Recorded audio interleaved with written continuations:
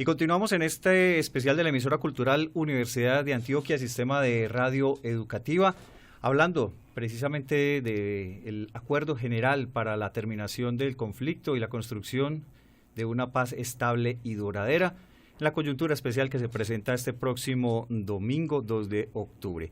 Estamos con el senador Alfredo Ramos Maya, que gentilmente nos atiende a esta hora para contarnos un poco cuál es su visión actual y su posición frente al plebiscito que se realiza este próximo domingo 2 de octubre. ¿Cómo le ha ido? Muy buenas tardes, muchas gracias a usted y a toda la audiencia de la emisora cultural de la Universidad, que es un gusto poder dialogar con ustedes. Bueno, cuéntenos cuál es la posición entonces que usted desde su punto de vista como senador de la República tiene actualmente sobre esta actividad electoral que se va a realizar el próximo domingo. Bueno, hemos dicho que este es un tema crucial en la historia de Colombia. Estamos definiendo si salvamos la democracia o se la entregamos a los criminales, a los terroristas. Es una decisión trascendental que ojalá los colombianos apoyen abiertamente, porque nosotros creemos que lo que se negoció durante 4 años fue la institucionalidad del Estado y no lo que se debe haber negociado, que era el sometimiento de unos criminales, narcotraficantes y terroristas, violadores de todo tipo de derechos humanos. Ese se debe haber negociado su sometimiento a la justicia. Y cuando uno encuentra en ese documento 297 páginas que de manera acelerada le impusieron a los colombianos leerse, que estamos seguros de que la gran mayoría de colombianos no han tenido el tiempo de leerse, pues nos toca contar los riesgos y los peligros que corre la democracia en un tipo de negociación como la que vivimos. Uno quiere paz como todos los colombianos, todos estamos convencidos, y ha sido un anhelo soñado de todos, que la paz llegue a cada uno de nuestros rincones, pero encuentra que la paz se tiene que dar con justicia, sin impunidad, que la paz se tiene que dar sin legitimar a violadores de todo tipo de derechos humanos. La paz se tiene que dar sin que los miembros de la FARC terminen siendo alcaldes, gobernadores, concejales de nuestros municipios como si fueran grandes líderes políticos, los criminales de lesa humanidad. Y cuando ese tipo de acciones terminan sucediendo, cuando gana la criminalidad, pues en vez de que exista paz, lo que va a existir es nuevas fuerzas con otros nombres que van a buscar a través del narcotráfico, a través de la minería criminal, a través de toda violación de derechos humanos, la imposición de su pensamiento, de su ideología, serán más agresivos con los colombianos, y de esa manera lo que termina generándose son nuevas violencias basadas en mayores concesiones que pedirán otros grupos al margen de la ley.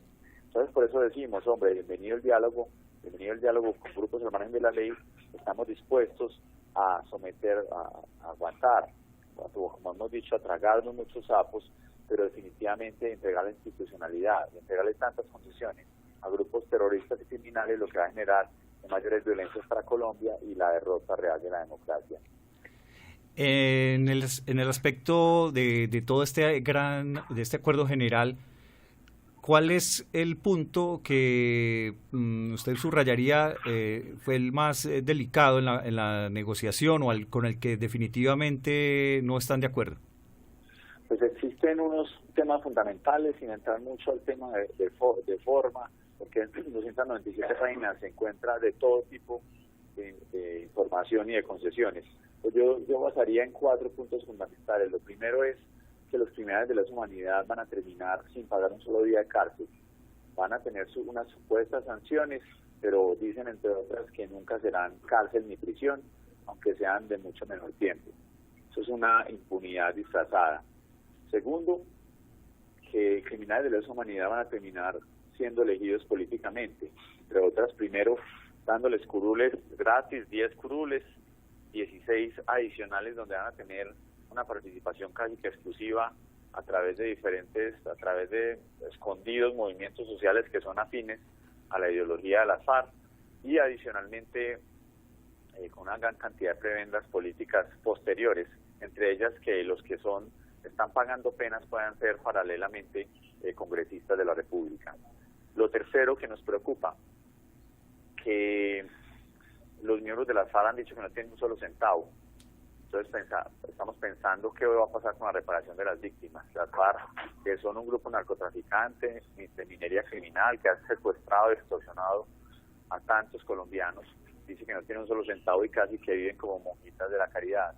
Y eso hace que finalmente se le puedan escabullir a sus víctimas y entre todos los colombianos, con una mayor cantidad de impuestos, terminemos pagando esos delitos y esos crímenes de las FARC. Y un par de temas adicionales, una justicia especializada muy riesgosa, sin términos, cuyas decisiones van a ser inmutables, que va a ser básicamente una herramienta política para perseguir militares, opositores, empresarios. Parece totalmente riesgoso. Y por último, toda la conexión de la financiación de esas violaciones de derechos humanos conexas al delito político. Toda esa financiación a través del narcotráfico, de la minería criminal, etcétera, termina quedando impune porque se dice básicamente que es un delito que ayuda a financiar la rebelión, y eso hace que todos esos delitos, que son delitos comunes para todo, y que hay personas, cientos, miles de personas de Colombia en las cárceles de cuenta de ese tipo de delitos, pues para las FARC van a terminar siendo simplemente una forma de financiación. Le hace bastante daño también a la legitimidad de la institucionalidad colombiana. Y en el mismo sentido, ¿cuál de esos acuerdos o cuál de esos puntos de los 6 cree usted que se avanzó o que de alguna manera es más positivo para el país? Pues yo creo que el gran avance que podría uno pensar es, uno, pues la desmovilización de un grupo al margen de la ley. Evidentemente el solo hecho de que se desmovilicen personas, eso es positivo para cualquier país. Cualquier tipo de violencia que se genere y que se pueda contrarrestar es algo que uno agradece. Y especialmente la desmovilización de personas que fueron reclutadas cuando fueron menores. Eso consideramos que es un gran avance, porque muchos jóvenes que nunca quisieron empuñar las armas fueron básicamente amenazados y adoctrinados por las FARC. Es bueno que puedan estar nuevamente con sus familias sin el influjo de esa criminalidad a la cual fueron sometidos. Pero el tema es que nos parece muy positivo que muchos colombianos se reinserten, se resocialicen, pues evidentemente de otro lado está un riesgo enorme de que nuevas violencias se generen de cuenta de las concesiones que se le están dando. Por eso estamos diciendo que la paz sí, pero con justicia, la paz sí, sin impunidad, la paz sí, con los dineros del narcotráfico devueltos especialmente a las víctimas. Son temas que no deberíamos estar negociando con criminales. Y adicionalmente, la entrega a la institucionalidad agraria, en temas de justicia, en temas de participación política, en temas de narcotráfico, a los principales violadores de todas esas mismas programas de políticas públicas, pues hace que se legitimen las violencias. Así que lo más positivo es la reinserción de tantas personas que son reclutadas como menores, que vuelvan a la vida civil. Creo que eso es un triunfo, es algo bonito. Sin embargo, creo que es un reto a la vez de parte de todos para que ellos puedan estar en una verdadera reinserción, con verdaderas oportunidades. Creo que es un reto muy grande para todos.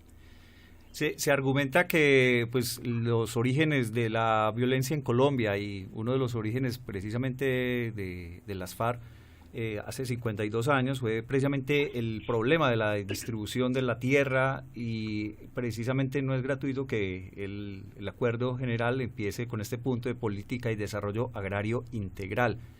¿Cree usted que en ese sentido pues esta política, tratamiento de lo agrario de alguna manera puede apuntar como a generar que no se creen nuevos grupos armados, gente que de alguna manera se siente vulnerada por no tener tierra? El tema agrario es yo creo que desde mi punto de vista uno de los más críticos, porque es que las FARC han sido los mayores desplazadores de campesinos. A donde ha llegado la FARC solo ha habido pobreza, solo ha existido desolación. Son los mayores reclutadores de campesinos también, son los mayores colocadores de minas antipersonal en nuestros campos, que acabaron con el agro. En fin, es increíble que esos que han sido los mayores criminales frente a los campesinos más vulnerables sean los que hoy están definiendo las políticas públicas. Entonces, en un concepto que ya se va haciendo obsoleto, porque la sociedad del conocimiento, la verdadera fortaleza está en las capacidades del ser humano, en el crecimiento intelectual, en la capacidad de desarrollarse científicamente, con innovación, con ciencia y tecnología, en fin. Son temas que hoy deberían estar a la cabeza de cualquier revolución que se quisiera hacer, y no la que proponen las FARC, que es una revolución previa a la revolución industrial, desde el siglo XVIII hacia atrás. Entonces es bastante obsoleto ese concepto de que a través del agro se van a solucionar todos los problemas de Colombia. Eso es un tema que se daría para un debate muy largo que no va a profundizar, pero lo que quiero decir es que aquí se está hablando mucho de repartir tierra, pero poco de repartir conocimiento, de repartir capacidades a todos los colombianos. El tema ya específico de la tierra. Hombre, mientras exista un banco de 3 millones de hectáreas, como el que se promete ahí, que entre otras, la gran mayoría de promesas que hay en tema de reforma rural ya están en la ley, en la Constitución. Si uno se lee, existen muchas leyes, muchos planes de desarrollo que han apuntado a lo mismo, pero que no ha habido el dinero para hacerlo. Pero el tema de redistribución de tierras, esas 3 millones de hectáreas, parten de unos ritmos muy peligrosos. Lo primero es que se va a hacer un populismo enorme, porque seguramente se lo van a dar es a los que sean amigos de las FARC. Al campesino que no sea amigo de las FARC, campesino que no va a recibir tierra. Entonces va a ser populismo político al lado de todo lo hecho por los recursos de los colombianos, porque van a salir los recursos para comprar esas tierras del bolsillo de los colombianos. Entonces 3 millones de hectáreas repartidas para hacer politiquería, quién sabe en cuánto tiempo, con qué dinero, sin mucha claridad, pero sobre todo adicionalmente unos riesgos grandes. Se van a tomar zonas de reserva forestal, se va a tomar unas supuestas tierras inexplotadas, que muchas de ellas han sido inexplotadas es por el temor que existe en muchos campesinos a que las FARC vengan posteriormente por ello. Es decir, las FARC van a terminar repartiendo las tierras en las cuales desplazaron a tantos campesinos o a tantas personas que eran poseedoras legítimas de esas tierras o propietarias legítimas. Es un tema que daría para mucho, un debate muy profundo. Las 3 millones de hectáreas son bastante riesgosas, repito, porque además muchas personas que en su momento fueron ocupantes de baldíos legítimamente, que el Estado por algún motivo no les dio tierra, van a terminar siendo eventualmente, porque se dice que va a haber tierras de baldíos, van a ser expropiadas de sus tierras de una manera bastante riesgosa y que puede generar unas nuevas batallas y nuevas violencias en nuestros campos. Eso por un lado. Adicionalmente, si se toca el tema de las zonas de reserva campesina, que no se sabe tampoco con claridad cuántas hectáreas van a ser, se estima que van a ser unas 9 millones de hectáreas, es un tamaño enorme, casi, uno podría decir que casi como el departamento de Antioquia. Ahí lo que termina ocurriendo es que se van a convertir, ya mismas FARC dijeron, en santuarios del comunismo, una tierra que va a quedar imposible de negociar, va a quedar fuera del mercado, va a terminar fuera del influjo del Estado, y se genera un riesgo de que se genere una gran cantidad de repúblicas independientes dentro de Colombia, manejadas por las FARC, como ellas mismas lo han dicho ya en muchos videos que han trascendido, con una idea socialista y comunista, lo cual también nos genera muchos temores. Así que esa supuesta reforma rural integral no solo es errónea dentro de su concepción, sino que simplemente se da para la politiquería, el populismo de las FARC, en el que son los mayores violadores de nuestros campesinos en todos los sentidos, y adicionalmente con los riesgos enormes de que se empiecen a implantar ideologías comunistas dentro de nuestro país. Estamos a esta hora en la emisora cultural con Alfredo Ramos Maya, el senador de la República, y que nos habla sobre todos los puntos que se están discutiendo y que precisamente están a consideración del público en general para ser votados este próximo domingo en el plebiscito. Con respecto a la participación política de distintas entidades, tanto de las FARC como que el acuerdo también apunta a la participación comunitaria, que se amplíe un poco el abanico, ¿qué podemos mencionar o qué opina usted sobre esa participación que de alguna manera pues ha limitado en Colombia por el bipartidismo que siempre ha existido y que están ahí varios partidos, pero que finalmente terminan siendo 12? Entonces, no sé cómo aprecia usted el hecho de que se genere más participación política en este acuerdo. Ahí se pueden hacer varias reflexiones. Lo primero es, volvemos al punto, que sean las FARC que han sido persecutores y que han secuestrado políticos, que han asesinado políticos en todas las zonas del país, los que digan que no existe participación política y que se tienen que abrir nuevos espacios, pues evidentemente creo que contradice el espíritu de lo que debería ser una verdadera democracia. La democracia jamás debe permitir las armas y el asesinato de líderes políticos, y eso es lo que se ha dedicado a la FARC durante tanto tiempo. Pero ya entrando en los acuerdos como tal, hombre, no entiende uno por qué se le tienen que dar 10 curules directas a dedo, aunque no tengan votos los miembros de las FARC con su nuevo partido, durante 2 periodos en el Congreso de la República. Eso no tiene ninguna justificación. Si uno recuerda el tema del M-19, cuando llegaron a la Asamblea Constituyente se ganaron los votos legítimamente, sin ningún tipo de gabela, no les tuvieron que dar ningún tipo de participación directa. Eso es una demostración de que un grupo que quiera hacer política en Colombia tiene todas las posibilidades. Uno ve el crecimiento constante de movimientos de izquierda, porque la democracia colombiana sigue abriéndose. Aquí ha habido una democracia imperfecta, sí, eventualmente falta mucha educación, falta mucha cultura política, en unas partes donde todavía se vota por un tamal o por un sancocho, tristemente, o por unos pesitos, pero definitivamente se ha ganado madurez política en Colombia. Los grupos de izquierda han ganado espacio. Uno ve grupos como el Partido como el Pueblo Democrático, el propio Partido Verde, muchos líderes han llegado a las alcaldías, gobernaciones de sus departamentos. Es decir, esa excusa de que no hay espacios para la izquierda creo que ya hace mucho rato se acabó. Y desde la Constitución, especialmente desde la Constitución del 91, después de varias reformas políticas, pues evidentemente se han institucionalizado espacios ganados con votos a nivel nacional, local, departamental, de muchos movimientos que eventualmente sentirían que no tuvieron participación en el pasado. Esa madurez política, que todavía falta evidentemente por avanzar, hace que nos parezca increíble que todavía están regalándose curules a dedo, que se esté financiando con el 15% de los fondos de participación de los partidos políticos al partido político de las FARC, que además están llenas de plata del narcotráfico, que van a poder comprar votos adicionalmente. Entonces no solo se van a ahorrar esa plata de ellos para su bolsillo, sino que le vamos a terminar nosotros como colombianos repartiendo nuestro presupuesto a las FARC de una manera imposible de justificar, porque ese 15% nos parece inconcebible que se les dé 31 emisoras para que estén promoviendo su ideología a diestra y siniestra, y sin contar con los espacios que podrá haber, que el tema de criminales de lesa humanidad puedan participar de política, y el día de mañana, repito, ser alcaldes o gobernadores que se convierten en un pésimo ejemplo para hacer política hacia el futuro.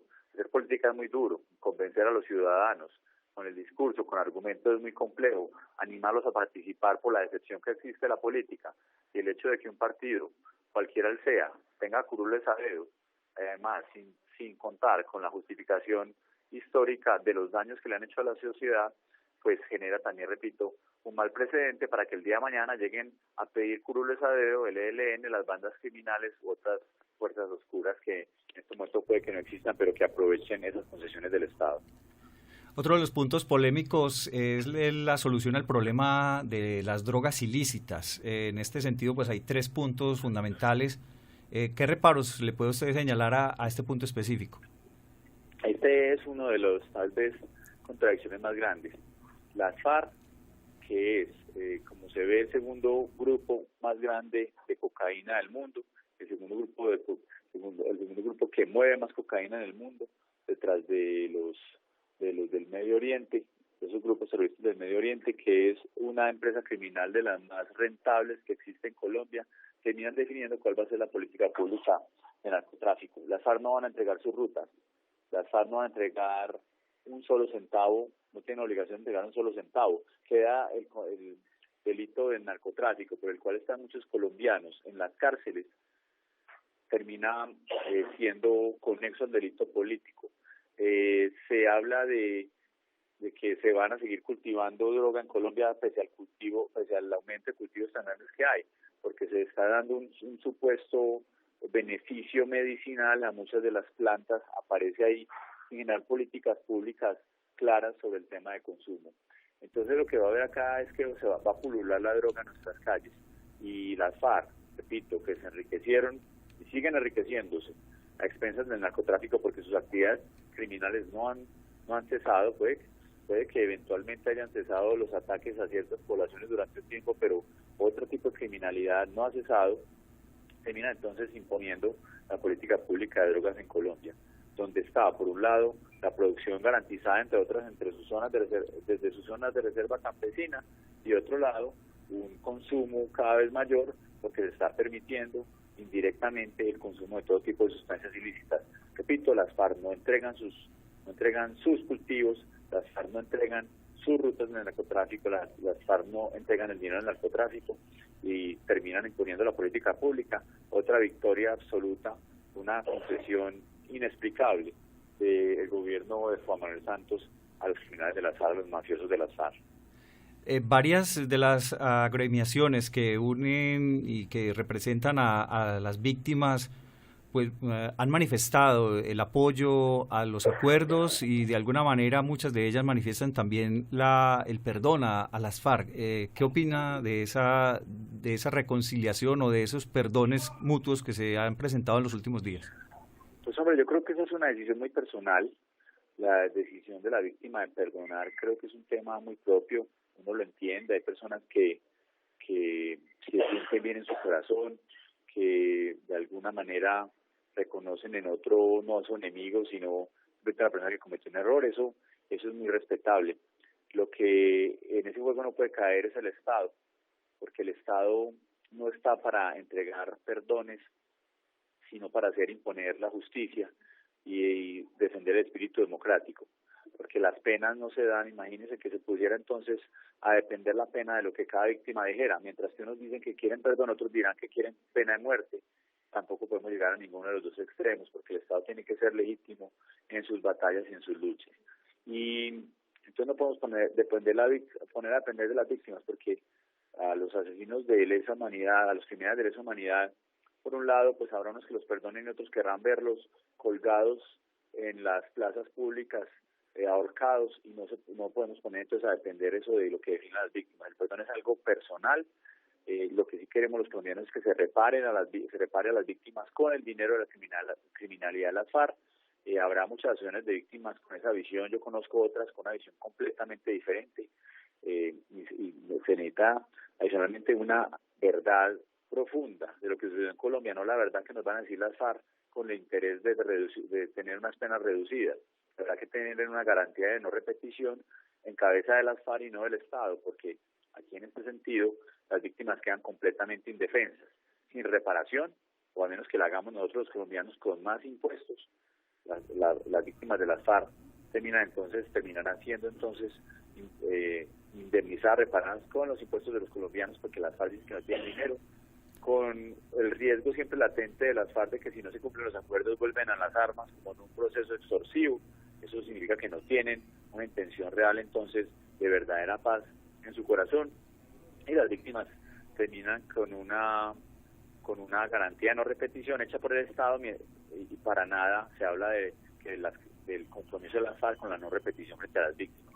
Yo creo que el tema de perdón, hombre, es un tema, repito, personal que cada uno tiene en su corazón. Ya verá, y ojalá los colombianos perdonáramos tanta violencia, fuéramos capaces de perdonar, pero a la vez habrá otros que están pidiendo pena de muerte, y tampoco tenemos que oírlos con esa misma actitud por parte del Estado, porque el Estado no está para, en ese sentido, ver cuál es la posición personal de cada uno, sino para hacer cumplir la Constitución y la ley.